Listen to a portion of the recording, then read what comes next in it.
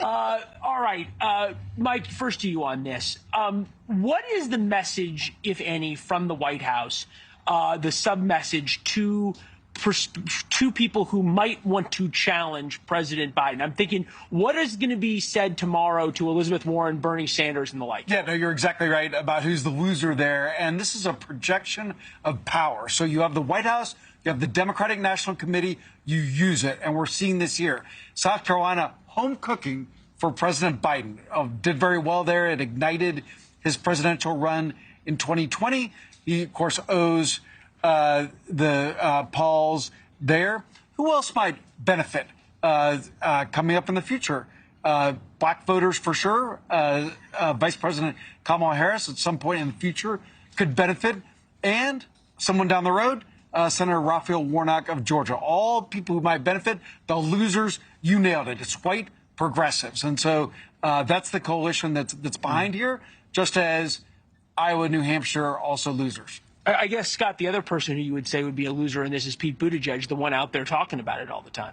Well, maybe, but the administration has allowed him to be out there talking about it.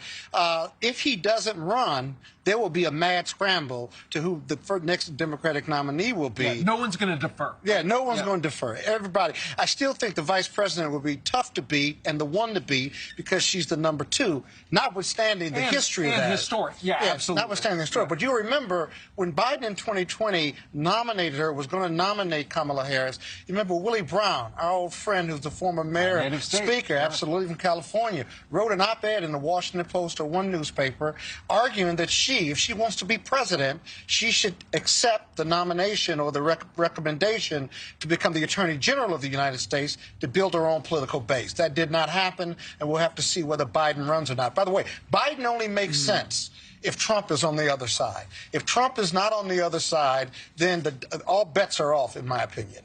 Well, we have yet to all three of them. May not work out for that. He might have to decide before Trump has decided. Well, Trump has decided, effectively. He said that he did. But the voters decided. Getting to the nomination. Yeah, getting the nomination. You brought up Kamala Harris. Bring in Bob on this one. Washington Post headline from last week: at a pivotal point in Biden's term, many party activists not sure the vice president has shown she is up to winning the top job. Then this week from the New York Times, Kamala Harris is trying to define her vice presidency. Even her allies are tired of waiting. Ms. Harris is struggling to carve out a lane for herself in what many be the most consequential periods of the vice presidency.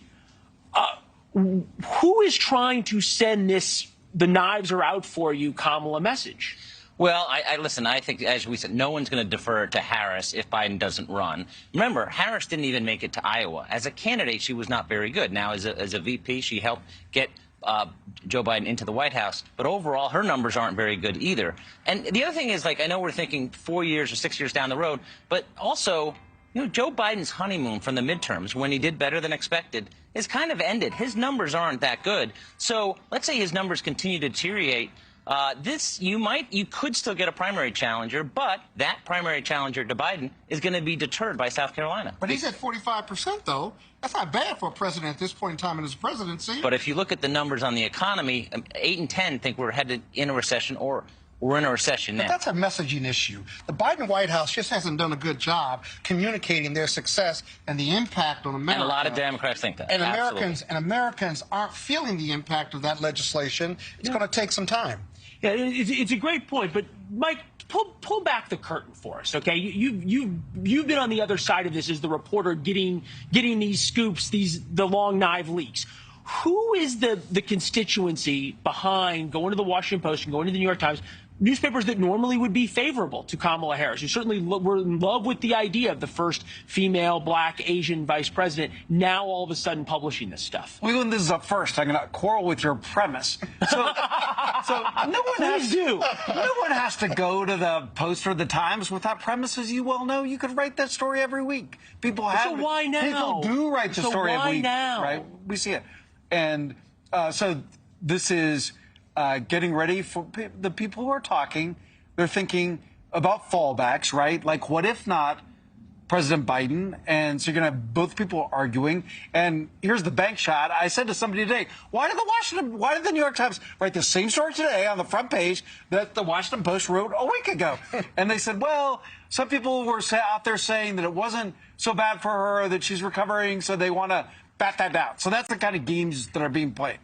Thanks for watching. Go to newsnationnow.com to find NewsNation on your television provider. And don't forget to subscribe. Click the red button to get more of NewsNation's fact-driven, unbiased coverage.